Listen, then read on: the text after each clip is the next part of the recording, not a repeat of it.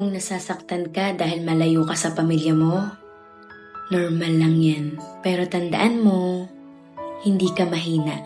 Pinili mo ang landas na ito dahil mahal mo sila at sapat na dahilan na yun para ipagmalaki mo ang sarili mo. I know, hindi talaga madaling mawalay sa pamilya at walang katumbas na sakit. Yung mga gabing mag-isa ka lang, yung mga tawag na bitin, yung mga pagkakataon na dapat kasama ka pero wala ka. Para lang mabigyan sila ng magandang kinabukasan, pinili mo magsakripisyo.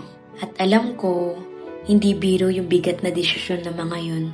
At kung minsan nakakaramdam ka ng panghihina, ng tanong kung sulit ba lahat ng ginagawa mo, pero tandaan mo, bawat sakripisyo mo ay may kahulugan.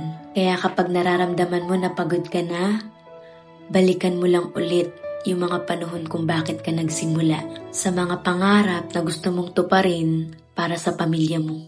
Dahil ang hirap na nararamdaman mo ngayon ay magiging worth it pagdating ng panahon.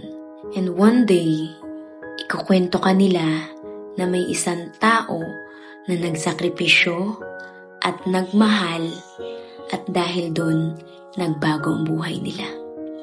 Kaya I'm so proud of you.